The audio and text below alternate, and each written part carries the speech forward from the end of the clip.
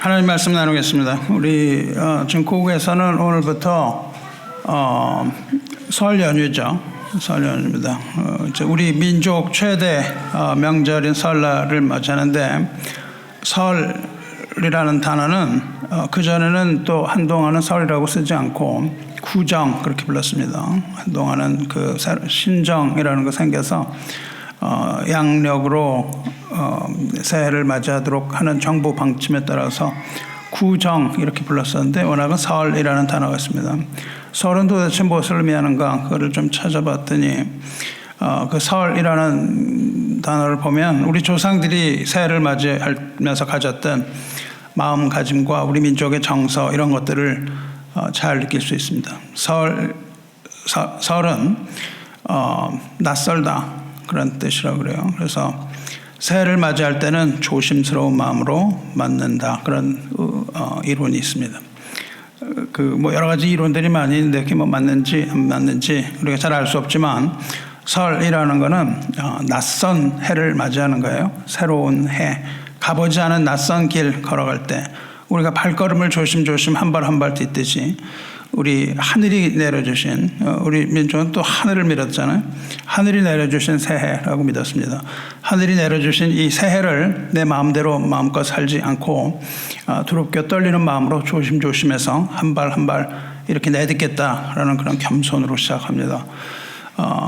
우리가 우리 삶의 주인이 내 자신이 아닌 것을 인정하며 하나님의 뜻을 살피는 그러한 경계심, 그런 걸 가지고 우리는 항상 이렇게 무엇을 새로 시작할 때 조심스럽게 겸손하게 시작을 해야 됩니다. 둘째는, 설이라는 단어는 서러움이라는 그런 이론도 있습니다. 서러움, 우리 민족의 한이 담긴 그런 내용을 뭐 이야기하겠죠.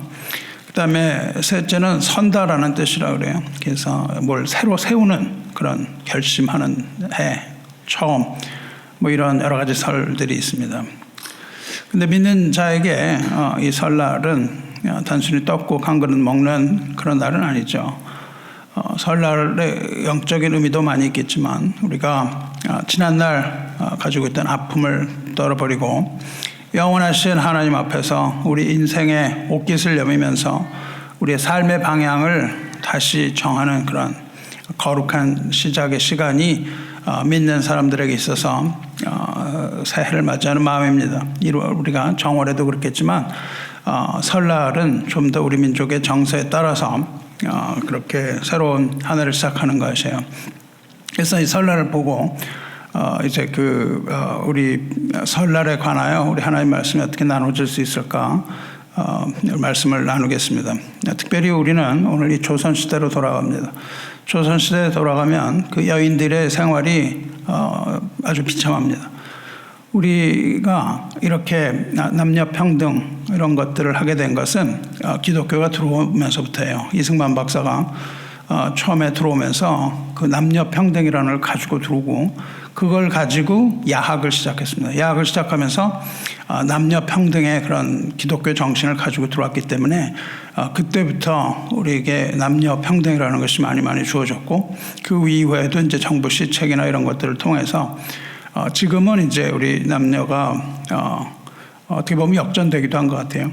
역전되기도 한 것 같은데, 어쨌든 그 조선시대 여인들과는 사뭇 달랐다 이겁니다. 조선시대 여인들은 우리가 그 안이라는 말이 있어요. 평안할 때 안은 뭐냐면은 집 안에 여자가 있는 거예요. 지붕이잖아요. 한자 보면 지붕에 있고 거기에 여자가 앉아 있습니다. 여자가 집 바깥으로 나가면 안 되는 그런 것이었어요, 과거에는. 그러니까 여자들은 집 안에 밖에서 살아야 됐다, 그 말입니다. 우리 조선시대 여인들 역시 집 안에 갇혀서 살았던 거죠. 삶을 집 속에서 벗어날 수가 없습니다. 그 여인들이 벗어날 수 없는 상징이 뭐냐면 담벼락이에요. 담벼락이 있습니다. 이 담장, 이 상징을 하고 있는 거죠. 그 담장 바깥으로 나가지 못하는 그런 삶을 살았다, 그 말입니다. 그 담장이라는 그 상징성을 우리가 묵상하면서 이 예배의 문을 열도록 하겠습니다. 당시에 그 여인들에게 담장이라는 것은 단순히 집의 경계를 나누는 그런 부분이 아니었습니다. 당시에 돌무더기로 이렇게 많이 담장을 쌓아놓기도 하고 그랬는데 그런 어떤 집과 집 바깥을 나누는 경계를 그런 것이 아니었어요. 담장이라는 것은 이 여인들로 하여금 세상으로 나가는 것을 가로막는 절벽입니다. 나갈 수가 없는 곳이에요. 그래서 그 시대에 여성이라는 존재에게는 침묵을 강요했습니다. 말을 하면 안 돼요. 그리고 말을 심하게 하면은 그냥 쫓아내도 그 부인을 버려도 할 말이 없었습니다. 그래서 강요한 것은 침묵, 말을 하면 안 되고 수동적인 삶을 강요하는 것이 사회적 통념이었죠. 그래서 굉장히 그 어려운 삶을 살았습니다. 그래서 이 여인들은 그 차가운 담벼락 앞에서 자기의 아픔 이런 것들을 다 마음에 넣고 살아야 됐던 거죠. 그리고 자기의 이름을 잃어버린 거죠. 이름을 잃어버렸습니다. 그래서 기껏해야 담장 안에서 올려다 본 겁니다. 그러니까 그렇게 갇혀 있는 사람은 뭐 바깥을 볼 수가 없는 거죠. 그러니까 뭘 보냐면 보이는 건 담벼락이고 담벼락 위에 있는 하늘이 보이는 겁니다. 그 조각난 하늘을 보면서 평생 살았던 사람도 많이 있어요. 바깥에 나가지 못하고. 그것이 이들에게는 거역할 수 없는 숙명 같은 거였다 그 말입니다. 그리고 그 선을 넘으면 그 선을 넘는다는 것은 존재의 파멸까지도 있을 수 있었습니다. 그렇게 바깥으로 돌아다니지 못하는 것 그 담을 넘어가지 못한다는 금기가 있다 그 말이죠. 함부로 그걸 넘어가지 못했습니다. 그래서 오늘 우리는 우리 자신을 돌아보는 거죠. 우리를 돌아볼 때에 우리도 이 여인들과 같이 담벼락 안에 갇혀있는 부분이 있다 그 말이죠. 수많은 문제들도 그렇게 보이는 겁니다. 우리에게 여러 가지 어려움들이 있죠. 벗어날 수 없는 담벼락이 있다 그 말입니다. 이걸 벗어나지 못해요. 어떤 사람은 아주 깊은 질병에 빠진 사람이 있다 그 말입니다. 이 몸속 급히 파고드는 아픔이 있는 그런 질병, 이거는 그냥 단순한 통증이 아니고 하나님께 이거를 질문해야 되는 문제입니다. 왜 내가 이렇게 아파야 하는가? 왜 납니까? 이런 질문을 밤마다 눈물로 반복하게 하는 이 존재의 고독, 이런 겁니다. 아주 그런 질병을 당해보지 않은 사람은 알지 못하겠죠. 이 병실에 있는 그 흰 천장 아래서 암 검사를 했다 이거예요. 그 검사를 기다리는 그런 침묵. 병원에서 검사를 기다리는 그런 불안함이 있잖아요. 이런 불안 속에서 우리는 자신이 연약하다는 걸 뼈저리게 여리고 넘어가지 못하는 그 담벼락에 부딪히는 거예요. 경제적인 결핍도 마찬가지입니다. 이게 경제적인 결핍은 그냥 숫자 노름이 아닌 거예요. 숫자의 부족이 아닌 거죠. 통장 잔고가 내려갈 때 이 통장에 딱 0이라는 숫자가 찍힐 때의 무력감이 있는 거예요. 또 가장들은 더 그렇죠. 가장으로서의 책임감, 이거 앞에서 느끼는 그 압박감은 이루 말할 수 없는 겁니다. 미래를 계획하지 못한 이런 불안감, 이런 것들이 우리를 바깥으로 나가지 못하게 하고 점점 그 골방으로 밀어넣는 겁니다. 인간은 사회적인 존재니까 이런 관계들을 하고 살아가는데 깨어진 관계는 어때요? 깨어진 관계는 그냥 갈등이 아니에요. 한번 관계가 깨지면 그 벽이 생기는 겁니다. 우리가 서로 사랑한다고 말도 했지만 그러나 이해받지 못하는 그런 기억들이 있어요. 그래서 화해하려고 마음을 해도 손을 내미지 못하는 이런 게 있습니다. 그 벽을 건너가지 못해요. 그래서 둘 사이에 침묵이 깊어지면 그 침묵 가운데 점점 더 벽은 견고하게 생겨서 그 담벼락이 사람과 사람 사이에 담장을 가두고 그걸로 인한 스트레스 역시 무시할 수 없습니다. 이런 모든 담벼락들이 우리를 그 안에 가두는 거예요. 숨통을 조이는 겁니다. 그래서 우리가 누려야 할 기쁨조차도 누리질 못해요. 이 여인들이 그 안에서 무슨 기쁨을 누렸겠어요. 남편 보기도 힘들고 그냥 그 속에 갇혀서 사는 그런 삶인데 우리의 삶들이 이런 경우가 굉장히 많다는 거죠. 숨통을 조여오는 거고 이 기쁨을 그 속에 그냥 가둬버리는 그런 아주 차가운 그런 담벼락입니다. 그래서 우리는 그 안에 갇히면 점점 작아지는 거예요. 인간이 점점 작아집니다. 인간이 작아질 뿐만 아니라 어떤 현상이 나타나냐면 하나님과의 관계가 점점 멀게 느껴지는 거예요. 하나님도 그 담벼락 바깥에 계신 분처럼 이렇게 느껴질 때도 있는 거죠. 이게 우리 오늘을 살아가지만 변한 건 별로 없다는 겁니다. 우리에게 담벼락이 있어요. 건너지 못합니다.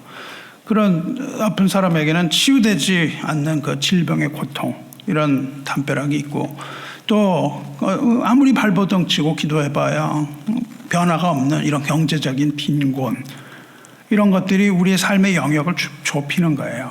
우리가 재정이 없으면은 삶이 위축되고 우리의 삶의 반경도 굉장히 이게 줄어들게 됩니다. 또 우리가 사람과 사람 사이에 단절된 소통, 이런 것들도 우리 마음 가운데 철옹성을 만드는 거죠. 그래서 우리는 이 장벽 앞에서 우리는 부르짖을 때가 많이 있다는 거예요.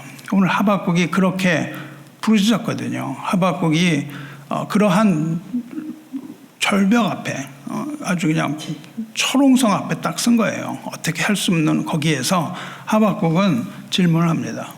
그래서 하박국 이 3장은 하박국이 하나님께 질문하는 것으로 시작을 해요.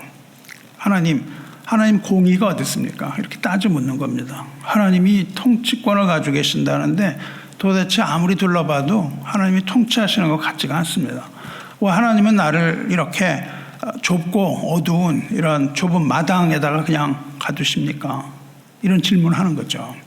그래서 우리가 그런 벽 안에 갇혀 있을 때는 하나님이 정말 살아계시냐? 이런 질문을 하는 거예요. 아니, 하나님은 사랑의 하나님이라면서 그 자네를 이렇게 이런 데다가 가둬두시냐? 이렇게 질문하면서 그 고통 가운데에 울부짖는 겁니다. 부르짖는 거예요. 그 모든 영혼의 고백인 겁니다. 그 마당 안에서 부르짖는 고백이에요. 그 마당이 얼마나 외롭겠어요. 거기에 그냥 갇혀서 사는 그 외로운 마당. 거기서 비로소 뭐가 시작이 되냐면 기도가 시작되는 겁니다. 우리의 기도가 그런 곳에서 시작돼요. 그 기도의 첫 마디, 외마디 외침이 바로 그겁니다.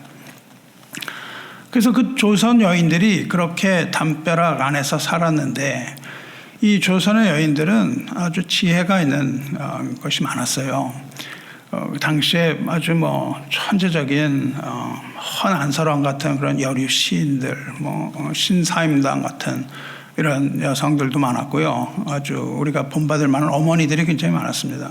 그 조선의 여인들은 그 절망 가운데서도 절망의 가운데 그냥 앉아서 탄식만 했던 건 아니에요.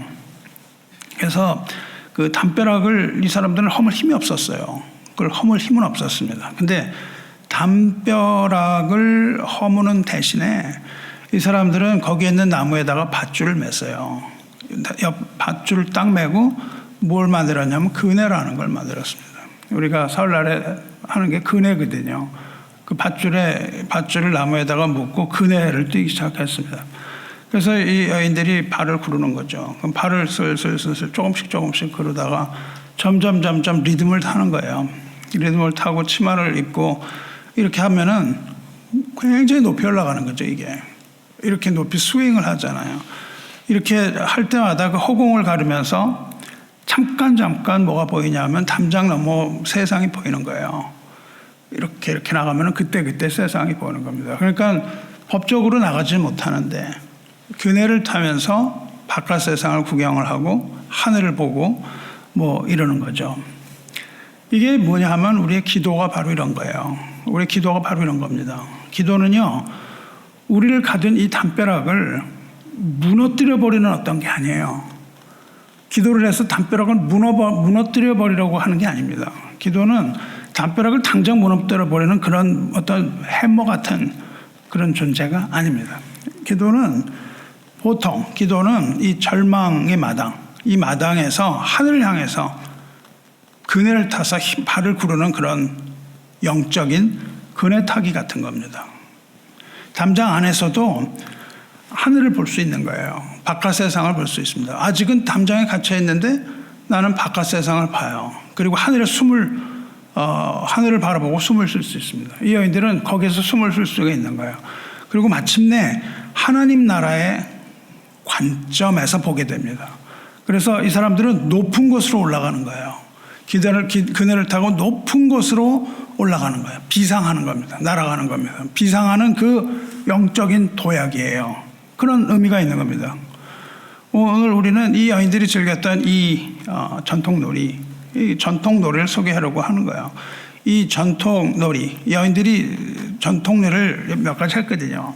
그 전통놀이의 세 가지 것을 기도라는 영성으로 통해서 우리는 우리를 낮은 곳에 있지 않게 하고 높은 곳으로 올라가게 하시는 그 하나님의 통치와 하나님의 권능을 대면하려고 하는 겁니다. 이 조선 여인들에게 있어서 그 은혜는 단순한 오락의 단계를 훨씬 넘어선 거예요. 그걸 기대하고 있었겠죠. 왜냐하면 아무 때나 그걸 하면 되겠어요. 설날에 이거를 하면 아무도 뭐라는 사람이 없는 거겠죠.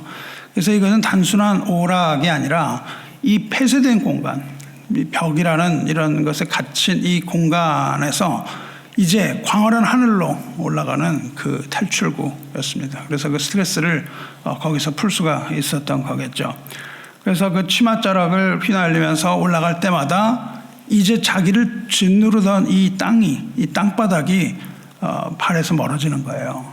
우리를 짓누르던 이 땅이 발에서 멀어지고 가로막힌 담장은 자기 발 아래로 떨어지는 겁니다. 이 모습을 여러분이 상상을 해보시기 바라요.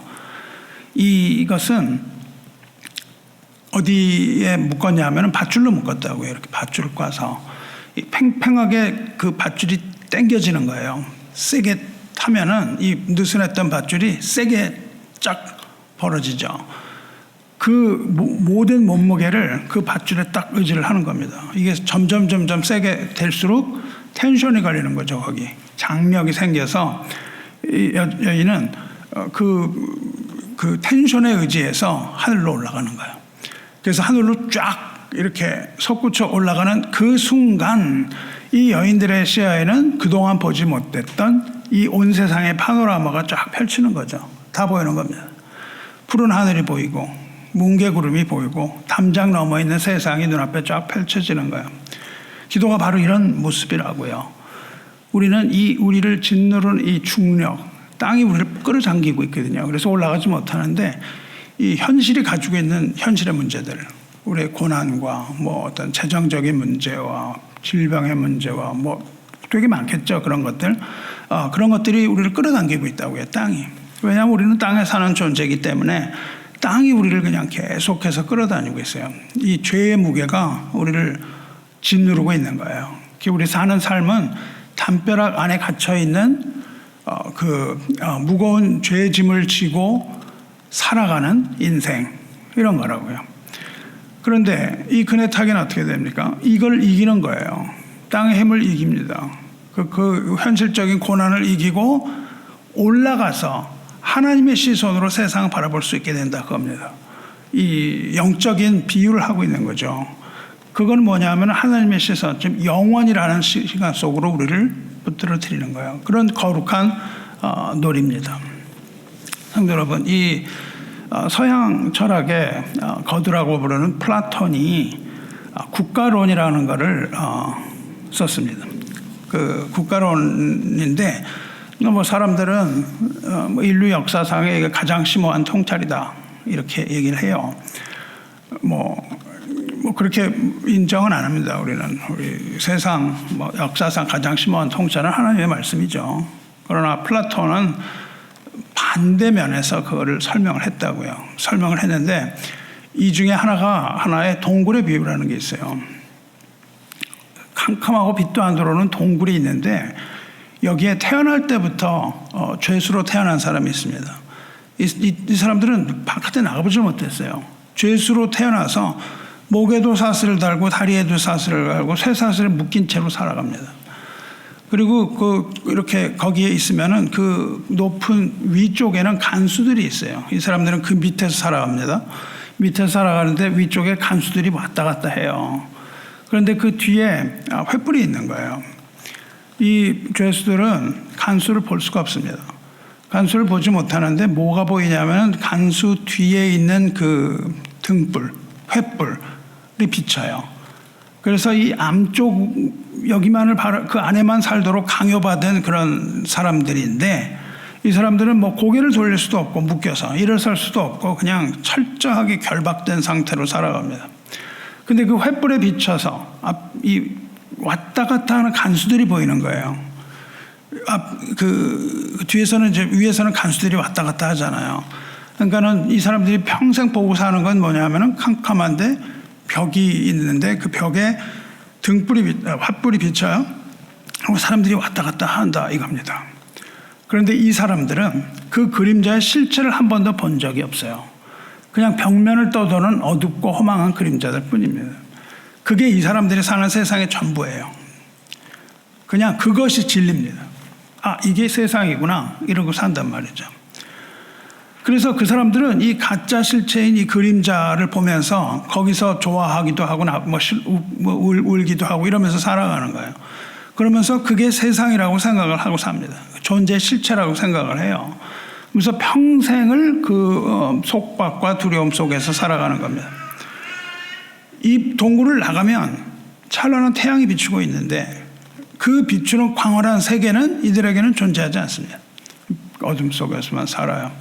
근데 여러분, 이 동굴 속 죄수들의 처참한 모습이 앞서 말씀드린 그 조선시대 여인들이 마치 그 담바락에 갇혀 지내는 것과 어떻게 이렇게 닮아 있는지 몰라요. 이 여인들은 그 담장이 넘을 수 없는 세계의 끝이었거든요. 그 사람들 세계의 끝이었고, 죄수들에게는 그 동굴 벽면이 자기들의 존재를 가리우는 절망의 끝입니다. 우리가 고난이 이렇다는 거죠. 우리가 어떤 고난에 있으면, 질병의 통증에 있으면 그게 우리를 딱 가둬요. 그리고 우리 통장이 메말라 있으면 그게 우리를 가둡니다. 그리고 관계가 깨지면 그게 우리를 가둬요. 이 현실의 담벼락이에요. 이 담벼락이 어떤 거냐면 어두운 동굴에 갇혀 있는 것 같아요. 그게 세상이 다처럼 보이는 거예요. 이게 그냥 온 세상에 다 문제인 것처럼 보입니다. 질병, 이게 문제처럼 보이는 거예요. 그래서 우리는 그것을 진실이라고 생각하고 살아가는 거예요. 우리 고통이 만들어내는 이 절망의 그림자, 그것만 보고 사는 겁니다. 그래서 그것이 우리 인생의 실체라고 착각을 하면서 살아가는 거예요. 그래서 그 안에 있는 그림자가 점점 커질수록 우리는 더 그것을 믿게 되고, 그것이 더 두려워서 공포에 질려서 우리 영혼의 숨이 멎는 겁니다. 이런 것이 일어나는 것이죠. 그런데 기도는 뭐예요? 그것을 사라지게 하는 것이 아니라 우리의 시선을 이 문제로부터 돌려서 하나님에게로 향하게 하는 것, 그게 기도입니다. 우리는 늘 상황을 바라보면서 두려워합니다. 근데 기도는 그 상황을 보게 하지 않고 하나님을 보게 하는 거예요. 그림자가 보는 게 아니라 빛이신 하나님을 보게 하는 것이 기도입니다. 우리가 그 동굴 밖으로 나가서 볼 수 있는 거예요. 잠깐이지만 바깥에 나가면 눈을 뜰 수 없을 정도로 찬란한 하나님의 빛이 거기에 있는 것이죠. 담벼락 안에 있어도 우리가 빛을 보면은 두려움이 약해집니다. 그리고 마음에는 평강이 찾아오는 거예요. 그 속에는 있습니다. 그렇지만 현실과 우리의 시선은 달라지는 거예요. 기도는 우리 현실을 부정하고 무너뜨리는 게 아니라고요. 그렇게 되지도 않습니다. 보통. 그것이 아니라 내가 속해 있는 이 현실보다 훨씬 크신 하나님을 바라보는 믿음의 선택입니다.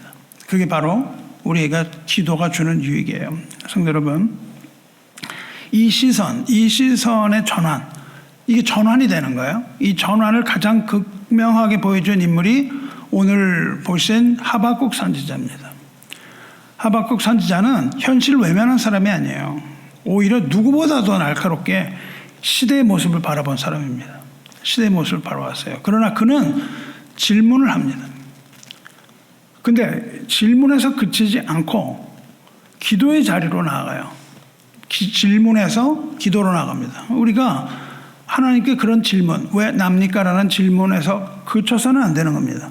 거기서 기도의 자리로 나아가야 되는 거예요.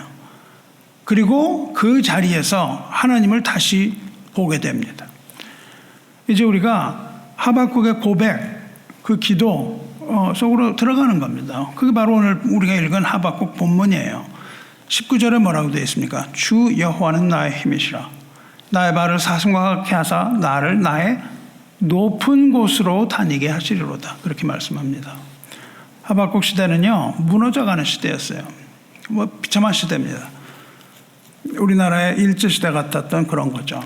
외적으로는 바벨론 군대가 몰려오고 있었습니다. 그리고 내적으로는 백성이 다 문란해졌어요. 다 묵상해서 사회에 정의가 없었습니다. 그래서 아주 살기 어려운 시대가 됐죠. 외적이란 그런 침략, 내적으로는 문란, 이런 게 부패, 이런 것들 때문에 살기가 어려워졌죠. 그래서 아주 비참한 현실이 됐습니다. 이 비참한 현실 앞에서 하박국은 잠잠할 수 없는 거예요. 왜냐하면 하나님의 선지자로서. 그래서 하박국은 성벽을 바라봅니다. 무너져 내리는 성벽이에요. 무너져 내리는 이 성벽을 보면서 밤마다 그 앞에 가서 하박국은 속이 타들어갑니다. 그래서 그는 하나님을 소환해요. 하나님을 소환해서 따져묻는 겁니다. 주님, 왜 이런 상황에서 주님이 침묵을 하십니까? 왜 악인은 웃고 있는데 의인이 왜 눈물을 흘려야 합니까? 언제까지입니까? 언제까지 이래야 됩니까? 이렇게 하나님께 물어요. 이 기도는 이성적인 기도가 아니었어요. 이 상황에서 이성적인 기도, 사고, 이게 아니라 그 상황을 바라보는 안타까움, 그 찢어지는 그런 심장에서 터져나오는 절규, 그런 거입니다. 그래서 그냥 막 하나님한테 대드는 거죠. 그런데 하나님은 여전히 침묵하십니다. 즉각적으로 답을 안 주세요. 상황을 딱 바꿔주시면 좋은데 상황을 안 바꿔주시는 겁니다. 그 대신에 하나님이 하박국을 높은 곳으로 부르세요. 여기 이 낮은 데서, 땅에서 부르짖는 하박국을 어디로 부르시냐면 그 높은 자리로 부르시는데, 그 높은 자리가 어디냐면 기도에 파수됩니다. 여기서부터 하나님을 기도의 자리로 부르시는 거예요. 그래서 하박국은 이제 거기서 더 이상 상황을 못 봅니다. 그 밑에 있는 비참한 상황을 못 보고 이 높은 곳에서, 거기서 비로소 하나님을 보는 거예요. 하박국이 높은 곳으로 오르는데, 하박국이 높은 곳으로 올랐지만 여전히 그 아래는 그 고난에 변한 게 하나도 없다 이거예요. 그 상황이 변화되지 않았는데 하박국은 높은 데 올라갑니다. 높은 데 올라가서 기도의 자리로 올라가는데, 그 높은 곳은 그런 어떤 상황이 종료된 그런 상황이 아니라 그 눈물 속에서도 하나님을 붙드는 자리입니다. 하나님을 붙드는 자리가 높은 자리예요. 지금 그래서 높은 곳에 다니게 하시고 그렇게 얘기를 하는데, 그 상황은 전혀 변하지 않았다. 그것이 하박국의 결론입니다. 이것이 바로 우리 신앙의 본질이에요. 믿음은 이해를 하기 때문에 믿어지는 게 아니에요. 무슨 이해를 하면 뭐가 믿음이에요? 그건 아닙니다. 이해가 되지 않기 때문에 믿음입니다. 이해는 이해죠. 아, 그렇구나. 우리가 하나님을 이해하려고 하면 할 수 없습니다. 하나님은 믿는 거지 이해하는 것이 아니에요. 믿음은 이해하기 때문에 생기는 확신이 아닌 거예요. 우리가 뭐 하나님 이렇군요. 선은 그렇고 후는 그렇군요. 하나님이 어떻게 하시는군요. 이렇게 하면 그건 믿음이 아니라니까요. 우리가 이해한 거죠, 그거는. 근데 우리는 하나님 이해하지 못합니다. 하나님이 이해하지 못하기 때문에 우리가 할 수 있는 건 믿음밖에 없어요. 그래서 믿음이라는 거는 이해가 되지 않는데도, 이해가 되지 않음에도 불구하고 하나님을 의지하고 신뢰하는 것, 그게 믿음이에요. 하박국이 그걸 우리에게 보여주고 있습니다. 전혀 상황은 변하지 않았는데도 하나님이 높은 데로 올리시고 높은 기도의 자리에서 하나님을 바라보고 이제 그 하나님을 믿을 수 있다. 이렇게 된 겁니다. 사랑하는 성도 여러분, 근데 우리가 하나님을 바라본다고 해서 우리가 강해지냐면 강해지지가 않아요. 하나님을 바라보고 있는데서 그냥 갑자기 강해지는 게 아닙니다. 하박국이 높은 곳에서 이제 하나님을 봤잖아요. 그러면 거기서 하는 이야기가 뭡니까? 하박국의 고백을 우리가 잘 들어야 돼요. 우리의 삶 가운데 우리가 질문해야 됩니다. 하박국을 그렇게 만든 그 힘이 어디서 옵니까?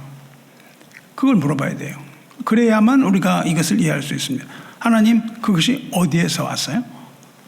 눈물 속에서 하나님을 붙드는 믿음을 하박국이 가졌는데 그 믿음이 어디서부터 왔습니까? 이걸 우리가 질문해야 돼요. 이거를 질문한다면 성경이 대답을 합니다. 하나님께 질문을 하면 성경이 대답을 해요. 그 질문에 대한 대답을 분명하게 하나님이 선포하십니다. 이사야서 40장 31절에 오직 여호와를 앙망하는 자는 새 힘을 얻으리니 독수리가 날개치며 올라갈 것 같으며. 높은 곳에 올라가는 게 뭡니까? 여호와를 앙망하는 자는 높은 곳에 올리겠다, 그 말씀을 하시는 거예요. 어느 정도냐? 독수리가 날개치며 올라갈 것 같이 새 힘을 얻을 것이다. 이건 여호와를 앙망하는 자입니다. 우리가 기도의 그네를 타야 되는 거예요. 기도의 그네를 타야 되는 이유가 분명합니다. 왜냐하면 스스로 올라갈 수가 없기 때문이에요. 그 높은 곳에. 우리는 날아갈 수 없는 새 같은 존재입니다. 날지 못해요. 우리는 오를 수 없는 산을 오르는 사람 같은 겁니다. 우리는 이길 수 없는 전쟁을 하고 있는 연약한 군인 같은 그런 존재들이에요. 그래서 우리가 올라가려고 해도 이 땅의 차가운 현실은 우리를 계속해서 땅으로 끌어내립니다. 저와 여러분을 끌어내리고 있어요. 뭘 하려고 해도 하는 힘이 없습니다. 그래서 죄의 무게가 우리를 짓누르는 거예요. 두려움이 우리의 그냥 발을 그냥 붙잡습니다. 근데 우리를 붙드는 게 뭐냐면 기도예요. 기도는 우리를 붙드는 겁니다. 그리고 기도는 우리를 붙들어서 위로 올리는 거예요. 낙심한 영혼을 하나님께로 들어 올리는 것이 기도입니다. 기도가 없이는 우리는 그냥 땅에 있는 존재일 수밖에 없어요. 여기서 여호와를 앙망하는 자, 앙망하는 자라는 단어는 바라본다는 뜻입니다. 바라본다는 뜻인데 이거는 기다린다는 뜻이에요. 앙망이라는 거는 기다린다는 뜻인데 그냥 막연한 기다림, 그런 게 아니에요. 여기서 그 히브리어 단어는요, 끊어질 듯한 그런 약한 실들을 여러 겹을 꼬아가지고 단단한 밧줄로 만든 그걸 말해요. 그러니까 우리 그 여인들이 만든 그 밧줄로 만든 그네줄, 그겁니다. 그게 바로 앙망이에요. 딱 붙어서 이거는 잡아당겨도 끊어지지 않는 그런 겁니다. 한 가닥은 약한 거예요. 그래서 이거를 꼬는 겁니다. 삼겹줄은 강하다고 말씀하셨잖아요. 그것처럼 이렇게 꼬이는 그서 된 거, 그게 앙망이에요. 이 앙망이라는 건 뭐냐면 그 삼겹줄, 그 꼬은 그 줄로 하나님과 나를 묶는 거예요. 묶어주는 겁니다. 붙드는 겁니다. 그러니까 이 땅은 우리를 그렇게 잡아당기지만 기도는 우리를 묶어줘요. 뭘로 묶냐면 하나님과의 사이에서 묶습니다. 그래서 그 탄탄하게 장력이 생기면서 하나님과 내가 끊어지지 않는 어떤 연결의 끈을 가지게 되는 거예요. 이걸 뭐라고 그러냐면 영적인 연합이라고 그런다고요. 우리가 하나님과 하나 되게 하는 것, 이게 기도예요. 하나가 되면 우리가 하나님의 뜻을 분별할 수가 있게 되는 겁니다. 하나님과 하나가 될 때 하나님의 뜻을 아는 거예요. 그러니까 하나님과의 결속, 하나님과의 연합, 이게 바로 앙망이라는 겁니다. 우리가 하나님을 바라볼 때 딴 걸 바라보지 않고 하나님만을 바라보는 것, 그것이 바로 하나님과 나의 기도의 끈을 묶는 거예요. 그래서 우리 기도의 끈이라고 부르잖아요. 그 끈은 끊어지지 않는 그런 끈입니다. 여기에 무슨 내가 막 힘을 내갖고 이걸 하는 게 아니고요. 기도라는 건 내가 힘을 내자는 게 아니라 내 힘을 내려놓는 겁니다. 이제 나의 힘을 내려놓는 거예요. 하나님의 힘을 의지해야 되기 때문에 나의 힘을 가지고는 이거 맞지가 않는 겁니다. 하나님께서 우리를 끌어가시는 겁니다. 그래서 내가 그걸 붙드는 게 아니에요. 기도는요, 내가 하나님을 붙드는 것이 아니고 하나님이 나를 붙드시는 연결고리입니다. 하나님이 우리를 붙드시기 위하여 우리에게 기도하게 하시는 거예요. 그 기도를 통해서 우리와 하나님의 관계가 꽉 붙어 있는데 우리가 그 줄에 매여 있는 한에는 땅으로 떨어지지 않는 겁니다. 타전이 막 이렇게 줄을 타고 다니잖아요. 땅에 떨어지지 않고. 그런 식으로 우리가 하나님께 붙들어 있으면은 매달려 있을지언정 이 땅에 떨어지지 않는, 땅에는 악어들이 우리를 먹으려고 하고 있고요. 땅에 온갖 동물들이, 악한 동물들이 있지만 우리는 그것을 붙들고 기도의 끈을 붙들고 묶여 있는 그 상태, 얼마나 힘듭니까? 이런 상태가 기도의 원리입니다. 우리는 우리의 힘이 아니고 우리를 붙들고 계시는, 우리를 묶어서 붙들고 계신 그 하나님의 힘이 우리를 높은 곳으로 끌어올리시는 거예요. 이 기도는 우리를 높은 곳으로 올리는 겁니다. 여러분, 이걸 잘 아셔야 돼요. 우리는 기도할 때에 높은 곳으로 올라간다는 것을 잊지 마시기 바라요. 우리가 이 땅에서 기도를 하고 있지만 하나님께서는 우리를 끌어올리시기 때문에 우리는 하늘로 올라갑니다. 여러 겹을 꼬아서 만든 이 삼겹줄, 하나님의 기도의 줄에 매여 있다면 우리의 삶은 땅을 떠나서 하늘로 올라가는 삶이 되는 거죠. 그러면 여러분, 우리가 이 높은 곳에 우리가 딱 올라간 이 삶은 도대체 뭐예요? 하나님에게 묶여서 거기에 삼겹줄을 묶인 삶은 어떻게 우리에게 무엇을 요구합니까? 어떻게 하면 그렇게 될까요? 성경이 분명하게 얘기합니다. 골로새 3장 2절에 위의 것을 생각하고 땅의 것을 생각하지 말라 말씀하셨어요. 우리가 하나님께 붙어서 올라간다는 것은 위의 것을 생각하고 땅의 것을 생각하지 않는 겁니다. 사도 바울은 위의 것을 생각하라. 자, 이제 어떤 사람은요, 기도를 하면서 기도를 도피처로 삼아요. 여기서 탈출하고 싶은 거예요. 그냥 위의 것을 생각하라는 것은 하늘로 도망치라, 그런 뜻이 아닙니다. 그냥 그렇게 도망치는 게 아니에요. 우리가 도망치는 게 아니고요. 이거는 하나님의 명령이에요. 하나님이 우리가 선택을 해서 도망치는 게 아니라 하나님의 부르심입니다. 하나님이 우리를 끌어올리시는 거예요. 우리가 여기서 도망치고 말고 하는 여지가 없습니다. 하나님이 우리를 그냥 주권적으로 부르시는 거예요. 여기서 생각을 한다는 그거는 그냥 스쳐 지나가는 그런 생각이 아니고 고정한다는 뜻이에요. 생각을 여기다 딱 못 박으라는 거예요. 생각을 못 박습니다. 우리의 마음을 거기에 못 박고 우리가 생각하는 판단, 우리의 욕망이나 우리의 시선이나 이런 것들을 다 차가운 땅에 두지 마라. 우리의 소망을 차가운 땅에 두지 말고 소망을 하늘에 둬라, 그 뜻입니다. 그러니까 우리가 뜻을 잘 분석을 해야 되는 것이죠.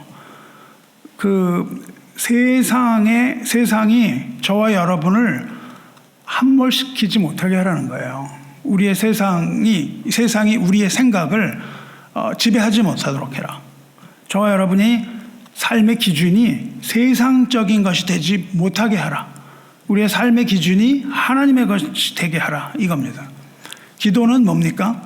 하나님의 이 명령, 하늘의 것을 생각하라는 이 명령에 대한 순종이에요. 그러니까 기도는 하늘의 것을 생각하는 것이지 땅의 것을 자꾸만 생각하면 답이 안 나옵니다. 왜냐하면 하나님은 그 땅의 것을 그런 식으로 변화시키지 않으시거든요. 그렇기 때문에 우리는 기도는 이 세상의 시끄러운 소리를 끊는 거예요. 세상의 시끄러운 것을 끊고 하나님의 통치 가운데로 나를 들어가게 하는 겁니다. 하나님의 부르심을 따라서 하나님의 통치 안으로 나 들어가는 거예요. 인생의 우리 바다를 다닐 때 이 풍랑이 멈추질 않는다니까요. 이 풍랑이 멈추질 않습니다. 이 세상에서 우리가 당하는 위기 이런 것들은 사라지지가 않아요. 계속 우리를 괴롭힙니다. 그러나 우리는 그 높은 곳으로 올라가서 거기에 묶어야 되는 거예요. 우리가 그 높은 우리 영혼이 그 높은 곳에 올라가서 닻을 내리면은 더 이상 우리는 이 땅에서 끌려다니는 자가 아니라는 겁니다. 우리는 든든히 발을 딛고 서 있는 자유로운 자가 되는 거예요. 흔들리는 자가 아니라 굳게 서 있는 자가 됩니다. 우리 시선이 바뀌는 거예요. 기도는 우리 시선이 바뀌는 겁니다. 생각이 달라지는 거예요. 우리 시선이 바뀌면 우리 존재가 달라지는 겁니다. 다른 사람이 되는 거예요. 우리의 존재가 달라지면 우리 삶의 결이 달라져요. 다른 사람으로 살아가는 겁니다. 삼겹줄로 꼬아서 만든 이 그네를 타고 하늘 높이 기도의 그네를 타고 하늘 높이 날아가시길 바라요. 현실을 보지 말고 높은 곳을 보시기 바랍니다. 사랑하는 성도 여러분, 이 조선의 여인들이 그 안에서 또 뭘 했는지 아세요? 설날에 또 즐겼던 또 다른 놀이가 널뛰기입니다. 널뛰기를 했어요. 널뛰기로 올라가서 봅니다. 그네가 하늘을 바라보는 비상이면은 널뛰기 역시 높이 올라가서 바깥을 바라보거든요. 근데 이거는 혼자 살 수 없는 겁니다. 널뛰기는 혼자서 못해요. 두 사람이 짝을 맞아서 리듬을 맞춰야 됩니다. 한 사람이 딱 내려올 때 한 사람이 높이 올라가는 거예요. 그래서 어떻게 내려오는가에 따라서 상대방 휙 높이 올라가서 바깥을 보고 내려오는 거잖아요. 이게 그런 의미가 있는 겁니다. 그래서 이거를 굉장히 잘했어요. 그래서 높이 이게 처음에는 안 되다가 이거를 서로 리듬을 맞춰서 꽝 떨어지면은 꽝 올라가고 이런 식으로 됐습니다. 이 널뛰기가 뭐냐면 십자가예요. 십자가 같은 겁니다. 왜 이게 십자가일까요? 널뛰기가. 왜냐하면은 예수 그리스도께서 그 높은 곳에서 이 땅으로 내려오셨기 때문이에요. 우리를 하늘로 올리기 위하여 그리스도께서 그 높은 곳에서 낮은 길로 내려오셨기 때문에 우리가 하늘로 올라가는 그 모습입니다. 주님께서 하늘에서 낮고 낮은, 높고 높은 하늘에서 이 낮은 땅으로 오셨으니 이게 얼마나 힘이 있겠어요. 우리를 하늘로 확 공중으로 띄워올리는 겁니다. 이 20세기의 철학자, 유대인 철학자 마틴 부버라는 사람이 있습니다. 마틴 부버가 무슨 책을 썼냐면 너와 나라는 책을 썼어요. 그 뭐라 그러냐면은 너와의 만남 속에서 내가 있다 그랬어요. 나라는 건 혼자 있을 수 없다. 존재하지 못해요. 너가 있기 때문에 내가 있다 이렇게 얘기합니다. 이 통찰이 뭘 얘기합니까? 인간관계의 중요성을 얘기한다고요. 근데 복음은 더 출발점이 확실해요. 우리는 서로를 통해서 존재를 증명하기 전에, 서로를 만나기 전에 우리는 하늘에서 내려오신 그리스도를 만난 사람입니다. 이게 복음 안에 있는 사람이에요. 너와 나가 있기 전에 그리스도와 내가 있다고요. 십자가에서 하나님이 우리를 향하여 손을 내미셨기 때문에 우리가 살아난 겁니다. 그러므로 중보의 기도, 이거는 중보의 기도예요. 널뛰기는. 이거는 인간적인 연대가 아닙니다. 너와 내가 하는 게 아니에요. 우리가 서로를 위해서 기도하는 것은 주님의 십자가 사랑에 응답하는 순종입니다. 이게 반드시 있어야 되는 거예요. 내가 저 사람을 위해서 중보할 수 없습니다. 우리의 관계는 하나님과 우리의 관계예요.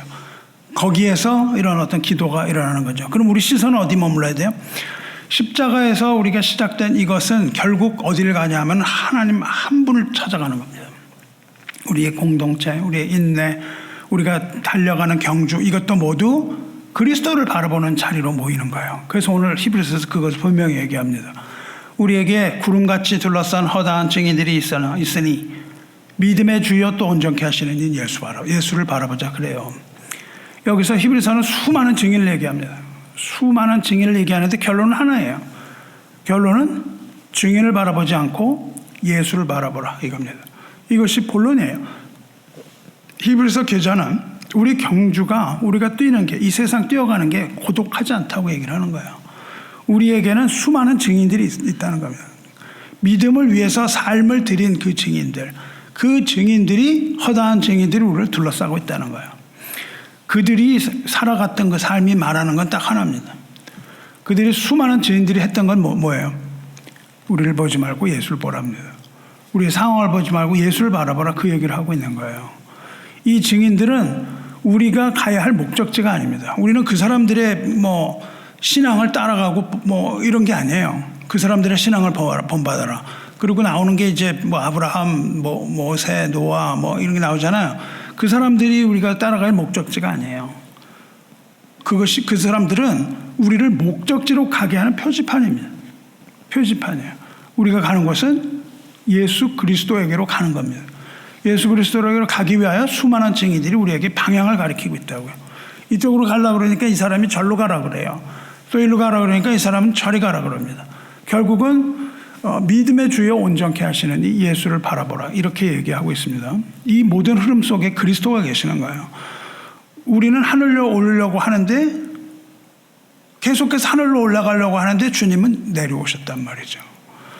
우리는 붙들려고 자꾸 그러는데 주님은 버려지셨다고요.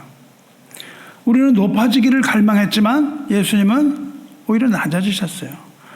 십자가는 그냥 사랑의 상징이 아니고 주님의 자리와 우리의 자리를 맞바꾸는 그런 자리입니다. 주님께서 우리가 서야 할 자리에 대신 서신 거예요. 그래서 우리는 하나님의 자리에 설 수가 있게 되는 겁니다. 하나님의 계신 곳 천국으로 우리가 올라갈 수 있는 이유예요. 그러므로 기도는 이 도움을 구하는 행위 이게 아니죠. 거기에서 머무르는 게 아니고요. 우리는 그 예수님의 은혜에 우리가 참여하는 것, 이게 기도의 본질적인 고백입니다. 이게 성숙한 고백이에요. 우리가 그렇게 낮아져야 되는 겁니다. 우리가 낮아질 때에 이미 낮아질 대로 낮아지신 그리스도의 생명이 우리를 하늘로 올리는 거예요. 우리가 낮아지려고 할 때 우리는 높아지게 되는 겁니다. 이제 우리가 이렇게 널뛰기 하듯이 형제 자매를 위하여 낮아져야 되는 거예요. 형제 자매를 위하여 아래로 발을 세게 굴러줘야 되는 거예요. 그랬을 때 형제 자매가 하늘로 높이 올라가는 거예요. 그리고 담장 너머에서 그 바깥에 있는 천국을 바라보는 겁니다. 우리가 높은 곳에서 다른 사람에게 천국을 제시할 수가 없어요. 우리가 낮아져서 그 형제를 띄워줘야만 바깥에서 하늘나라를 보는 겁니다. 그래서 담장 너머에 있는 푸른 하늘과 뭉게구름과 세상을 바라보게 해주시기를 축원합니다. 사랑하는 성도 여러분, 여기서 이제 그 속에서 또 하나 놀이를 하는데 뭘 하죠? 설날에? 설날의 마지막 놀이는 윷놀이죠. 윷놀이. 누가 뭐래도 윷놀이입니다. 윷놀이 어떻게 하는 거예요? 던져요. 그리고 이게 어떻게 됐나 기다려요. 그리고 어떻게 된 결과에 따라서 말을 놓는 겁니다. 이게 윷놀이잖아요. 기도가 그런 거예요. 우리는 강구를 해요. 던지지만 결정은 누구에게 있습니까? 하나님에게 있습니다. 결정은 하나님이 하세요. 내가 던지지만 역사는 하나님이 하신다 이거예요. 기도는 어떤 결과를 통제할 수가 없는 겁니다. 내가 뭘 어떤 결과를 통제할 수 없어요. 우리 던지라 그러면 던지지 않고 싹싹싹 놓는 사람인데 그건 반칙이에요. 그렇게 하면 안 되잖아요. 던져야 되는 게 기도입니다. 던지면 이게 컨트롤이 돼요? 안 됩니다. 그냥 던져요. 그리고 기다리는 겁니다. 기도는 뭐냐 하면은 우리의 주권을 하나님께 돌려드리는 거예요. 내가 이거 기도하는데 주님, 하나님이 주권자입니다라는 고백입니다. 그래서 기도할 때 저는 그런다니까요. 하나님이 언제 내 말 들으신 적 있으세요? 그냥 하나님 마음대로 하세요. 그냥 그리고 그게 제일 좋은 겁니다. 이렇게 기도하는 거예요. 우리 말을 듣고 이런 게 아니에요. 왜 기도를 들어주십시오. 그거는 성숙하지 못한 겁니다. 우리는 기도라는 거는 내가 이거를 정하는 게 아니라 주권이 하나님께 있습니다. 라는 믿음의 고백입니다. 기도는 하나님의 보좌를 내가 막 움직이는 게 아니에요. 움직여지지가 않아요. 하나님의 보좌를 움직여서 내 소원을 이루는 기술이 아니에요. 그런 기술이 아닙니다. 그게 아니라 반대입니다. 내 마음이 움직이게 하는 거예요. 내가 하나님을 움직이게 하는 게 아니라 나의 굳어있는 내 마음이 움직이는 거예요. 그래서 하나님의 거룩한 계획에 내가 합류하는 거예요. 하나님의 뜻에 따라 내가 합류하는 거지. 내가 하나님을 이걸 위하여 그냥 하나님을 움직여가지고 말이죠. 하나님, 난 이거 아니면 난 절대 안 해요. 이러면서 내 뜻에 하나님을 맞춘다. 이거는 하나님은 꼼짝도 안 하십니다. 안 하세요. 기다리세요, 하나님은. 그러면 우리는 괴로워요. 빨리빨리 우리가 하나님의 뜻에 맞추는 게 좋습니다. 이걸 너무 기다리면서. 하나님은 전혀 신경을 안 쓰세요. 그건 우리 사랑해서가 아니라, 사랑하지 않아서가 아니라 하나님의 뜻입니다. 하나님께서 언제든지 우리 하실 수 있는 거지만 우리를 위하여 그렇게 안 하시는 거예요. 그래서 이제 우리가 윷을 하는데 딱 던지니까 도가 나온 거예요. 아, 얼마나 실망해요. 나는 이거 뭐를 기도하면서 던졌는데 도가 나오잖아요. 실망스럽습니다. 그럼 우리가 조급해져요. 그래갖고 또 한번 또 차례가 돌아와서 던졌는데 백도가 나오네요. 이거 기도할 때마다 이거 내가 나오라는 모는 안 나오고 도 나오고 빼나오. 그러니까 이제 앞에 가던 거 그냥 거꾸로 그냥 돌아와야 되는 이런 거 있잖아요. 아니 그냥 기도를 했는데 왜 후퇴하게 하세요? 나는 뭐를 주셔야 내가 지금 저길 가가지고 지금 하는데 하나님 나를 좀 도와주셔야죠. 방해를 하고 계세요. 지금 여기서 백도가 나오면 이러잖아요. 근데 성숙한 믿음은 그렇지 않는 거죠. 하나님의 뜻을 판단하지 않습니다. 우리에게 있어서 도는 은혜입니다. 백도 더 은혜예요. 하나님의 사전에는 실수나 우연이 없는 겁니다.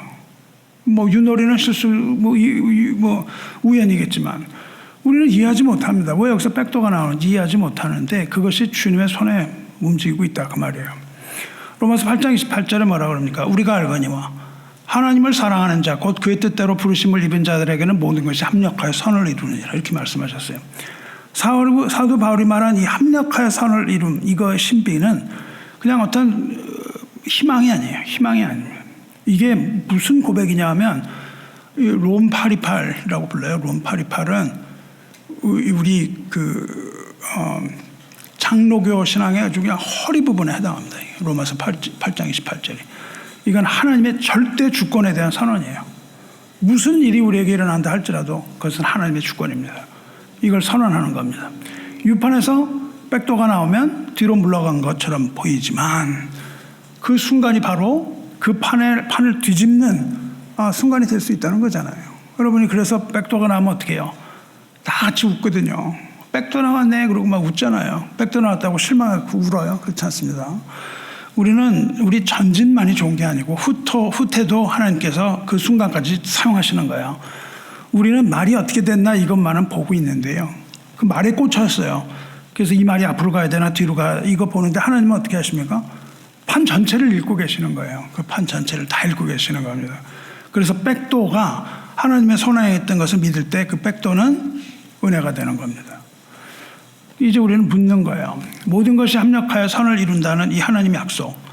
이게 실제 우리에게 적용이 되냐 이거예요. 성경 속에 있는 말이냐 아니면 우리냐 하는 거예요.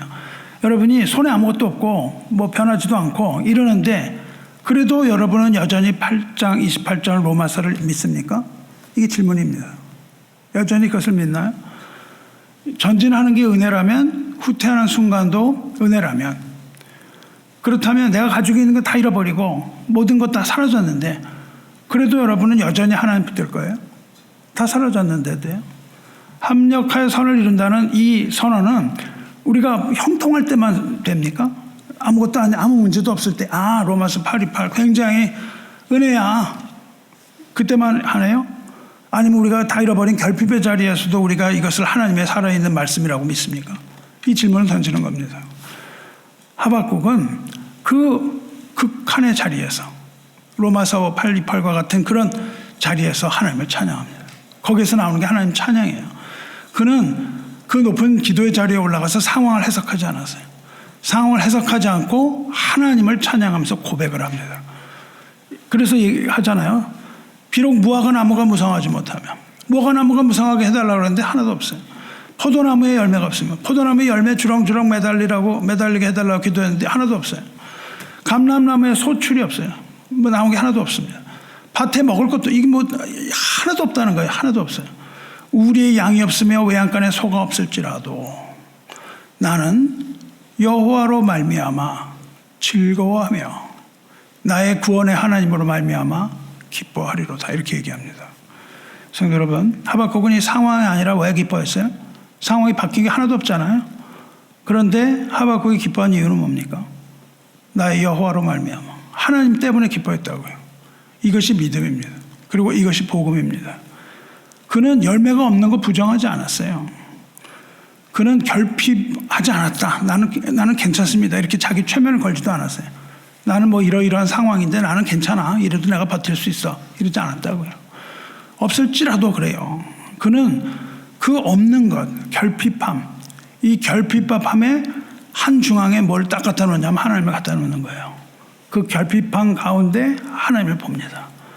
그 결핍함의 결과가 하나님이에요. 자기가 가졌던 소유가 아니라 하나님의 존재를 갖다 놔요. 없다라고 선포를 하면서 하나님은 여전히 살아계십니다. 이거를 고백하는 겁니다. 바로 그거예요. 우리 숨결 안에 하나님이 살아계시다면 우리는 모든 걸 다 가졌다는 뜻입니다. 우리 안에 전부가 있는 거예요. 그렇기 때문에 이것이 기뻐할 수 있는 근거가 되는 겁니다. 모든 걸 다 잃은 것 같지만 모든 걸 다 가진 사람이거든요. 왜냐? 이 우주를 창조하신 하나님을 내가 나의 하나님이라고 고백하는 사람이기 때문에. 세상 유판에 가면은 뭐가 나와야 돼요? 도가 나오면 안 됩니다. 결과가 클수록 기쁨이 크다고 생각을 하는 거예요. 뭐는 기쁜 거고 도는 기쁘지 않아요. 근데 믿음의 유판은 어때요? 하나님과 하는 인생. 우리가 하나님과 하는 인생이면은 뭐는 감사가 되고 뭐는 감사잖아요. 하나님 이렇게 해주세요. 도는 뭐예요? 하나님을 믿는 믿음이 강화되는 겁니다. 뭐가 나오건 도가 나오건 우리 믿음에는 상관이 없어요. 계속 그냥 같이 가는 겁니다. 더디게 가는 거, 한 칸 한 칸 가는 거 하나님의 은혜예요. 멈춘 거, 안 간 거 같은 거 하다가 유시 바깥으로 날아갔어요. 그러면 루즈 턴 하잖아요. It's okay. 하나님의 섭리 안에서 우리가 가는 겁니다. 우리는 이런 어떤 결과로 기뻐하는 사람이 돼서는 안 되는 겁니다. 하나님과의 동행을 기뻐하셔야 돼요. 하나님과 함께함. 하나님께서 함께 하시면 한 칸 한 칸 움직여도 은혜고 뒤로 가도 이것이 큰 기쁨의 잔치가 되는 겁니다. 그래서 윷놀이 할 때 여러분 기쁘잖아요. 뭐 그거 보면서 나는 뭐 나서 우리가 이겼네 이러고 좋아하세요? 그거 아니고 한 칸 한 칸 가면서 어때요? 즐거워하고 좋아하고 백도가 나오면은 막 박장대소를 하는 이유가 뭐예요? 별 사건이 없잖아요. 우리 인생이 그런 겁니다. 그런 인생을 사시기 바래요. 사랑하는 성도 여러분, 세상은 마음대로 안 돼요. 마음대로 되는 게 하나도 없습니다. 하지만 우리는 믿음으로 이 기도의 윷을 던지는 겁니다. 더 나온다고 실망하지 마세요. 나 기도 이렇게 열심히 했는데 이거밖에 안 나와서 실망하지 마세요. 도 역시 하나님이 설계하신 그 승리의 계획 안에 들어있는 겁니다. 우리는 승리하는 것을 믿으시기 바랍니다. 주안의 사랑하는 성도 여러분, 설 명절에 우리 문턱에 섰어요. 여기서 설 그렇게 많이 가지는 않지만 이건 단순히 절기를 맞이하는 그런 우리는 사람들은 아닙니다. 우리는 이것을 왜 설교하냐면 영적인 분기점에 있는 거예요. 한 과거가 청산되고 새로운 어떤 것이 나타나는 것이죠. 이런 영적인 분기점을 얘기하고 있습니다. 여기에 우리가 머무를 것인가? 지금 이 삶을 그냥 살 것인가? 아니면 우리가 기도에 있어서 도약을 할 것인가? 우리를 막고 있는 담벼락을 원망만 하고 있을 것인가? 아니면 그 담벼락을 디딤돌로 삼아서 높은 곳에 우리가 오를 것인가? 우리가 가지고 있는 절망을 계속 반복할 것인가? 아니면 기도의 자리에서 하나님의 통치에 내 자신을 맡기고 그 높은 곳에 올라갈 것인가? 그런 거죠. 하나님은 우리를 위로만 하시는 하나님이 아닙니다. 아니, 하나님은 위로를 하시는데 값싼 위로를 하시는 하나님은 아니에요. 우리는 이거를 보고 이제 우리가 어느 방향으로 가야 되는지 이제 압니다. 이 기도는요, 여러분의 그냥 감정적인 것에만 맡기면 안 돼요. 그 감정만 맡기지 않고 우리가 의지가 있어야 됩니다. 기도는요, 의지적인 순종이 필요한 거예요. 그냥 가만히 앉아 있는 것이 아니고 의지적으로 순종해야 됩니다. 그게 믿음이에요. 그럼 이제 여러분이 이 설교를 들으시고 뭐를 해야 될지 이제 분명해진 겁니다. 이게 분명하지 않으면 문제가 있는 거죠. 이 말씀을 분명하게 이제 여러분 들으시기 바라요. 첫째, 우리 뭘 해야 됩니까? 믿음의 그네를 타야 돼요. 머뭇거리면 안 되는 겁니다. 현실이 아무리 무거워도 우리는 하늘을 향한 시선을 들어야 돼요. 언제나. 하나님을 향한 시선을 돌려야 됩니다. 담벼락이 높은데요, 하늘에 비하면 아무것도 아닙니다. 하늘은 더 높아요. 그 높은 하늘에 하나님이 계시는 거죠. 그러니까 이 담벼락의 문제를 붙들지 마시고 하늘에 계신 주님을 붙드시기 바라요. 그래서 짧은 시간이라도 좋습니다. 이 소중한 기도의 시간을 여러분이 할애해야 돼요. 이거를 포기하면 안 됩니다. 그 그네를 타야 되는 거예요. 기도를 통해서 우리를 막아선 이 담벼락, 이 상황을 보는 게 아니라 십자가에서 이미 우리를 붙드시고 하늘로 올리신 주님을 바라보시기 바라요.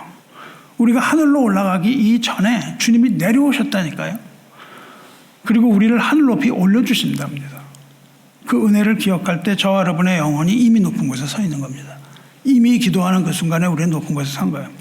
둘째로, 기도의 널뛰기로 형제가 연합해서 기도해야 돼요. 함께 올라가야 되는 겁니다. 혼자 하는 게 아니에요. 이 혼자만 오르려고 하지 마시기 바라요. 기도가 내가 혼자 오르는 것만 자꾸 하려는 거니까 안 되는 겁니다. 이게 안 되는 거예요. 주님께서 우리를 위하여 먼저 낮아지셨음을 기억해야 됩니다. 그리고 주님의 십자가를 붙들고 누군가를 살리기 위해서 기도의 자리로 나가야 되는 거예요. 누군가를 올리기 위해서 기도의 자리로 나갑니다. 형제 자매 이름을 불러가면서 눈물로 기도하시기 바라요. 내가 낮아질 때에, 내가 눈물을 흘릴 때에 하나님께서 그 형제를 들어 올리시고 그 후에 또 나를 들어 올리시는 거예요. 이게 반복이 되는 겁니다. 이 복음의 질서, 이거를 여러분이 신뢰하시길 바라요. 우리가 서로를 위해서 높은 곳에서 낮은 곳으로 떨어져야 됩니다.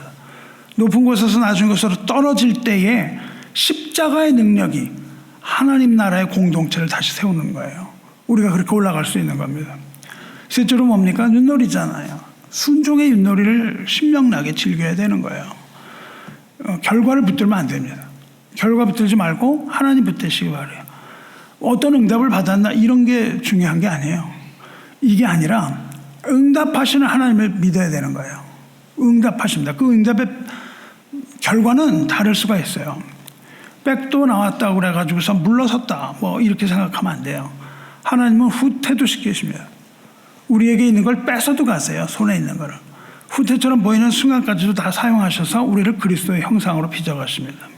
그러므로 우리는 하박국처럼 해야 됩니다. 기쁨의 근거가 그 소출에 있지 않아요. 무슨 거기 가지고 있는 포도나무나 무화과나무나 감람나무에 소출해 있지 않습니다.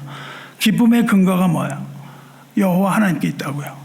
십자가에서 이미 우리들에게 주어진 이 은혜에 우리는 가치를 둬야 됩니다. 이미 우리에게 주어진 그 은혜예요. 그러므로 우리는 구원받은 자라면 이미 구원받은 자답게 상황에 굴복하지 말고 기뻐해야만 되는 겁니다. 말씀 맺겠습니다. 우리는 그네를 타는 이 시선, 하늘의 시선을 하나님께 두는 법, 이걸 배웠어요. 우리는 널뛰기처럼 서로를 위해서 또 낮아진 십자가를 받습니다. 두 번째죠. 세 번째는 유판의 결과가 아니라 하나님 주권을 신뢰하는 그런 믿음 확인했습니다. 그러니까 이제 저는 이제 이 설교를 들으신 여러분을 세상으로 파송하려고 합니다. 복음 위에 다시 서서 주 여호와를 힘으로 사는 자로 이 세상 한복판에 서시기 바라요. 이 세상에서도 우리는 주 여호와는 나의 힘이시오, 이렇게 살아가는 겁니다. 우리 주 예수 그리스도의 이름으로 여러분을 파송합니다. 이제 여러분의 기도는 달라질 거예요. 담벼락은 더 이상 여러분을 담장 안에 가두지 못합니다. 십자가에서 내려오신 그리스도께서 이미 여러분의 자리를 대신해서 그 자리에 서셨기 때문이에요. 부활의 주님께서 여러분과 저의 앞길에 길을 열어주실 겁니다. 이 설 명절에 이제 저 문 나서서 세상으로 나가실 텐데, 이 세상에 나가서 두려움으로 살지 마시고 확신으로 이 문을 나서시기 바라요. 이게 파송입니다. 탄식으로 나가지 마시고 찬양으로 걸어 나가실 바랍니다. 저 여러분은 이미 그리스도 안에서 승리를 얻은 자들이에요. 이 땅은 타락한 땅이지만은 우리는 이렇게 시선을 하늘로 돌려서 하나님만을 바라보는 그러한 거룩한 성도의 삶을 사시기를 주님의 이름으로 축원합니다. 기도하겠습니다.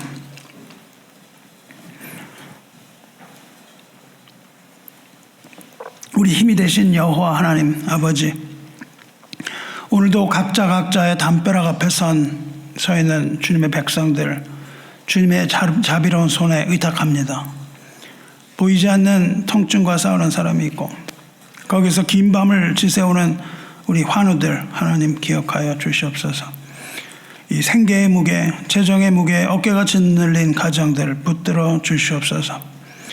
계산기를 두드리며 그 앞에서 한숨 쉬는 마음 아시는 주님, 우리의 필요를 아시는 아버지께서 일용할 양식 채워주시고 염려와 근심 대신에 평안을 하늘로부터 부어주시옵소서.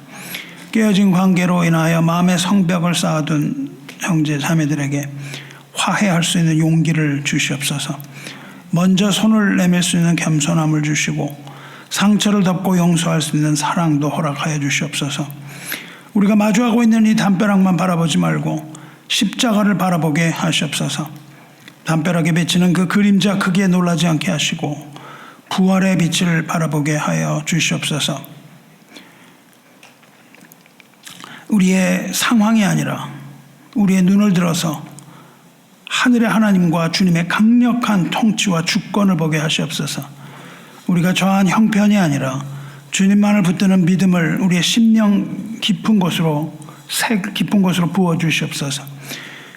이 설날의 걸음걸음마다 주께서 동행하여 주시고 두려움 대신 확신 주시옵소서. 탄식 대신 찬양을 허락하여 주시옵소서. 우리를 낮추시되 아주 버리지 마시고 우리를 비우시되 다시 채우시는 하나님의 신실함을 날마다 경험하게 하시옵소서. 우리의 발을 높은 기도의 장소에 세우시는 우리 주 예수 그리스도의 이름으로 간절히 기도드리옵나이다. 아멘. 우리 앉은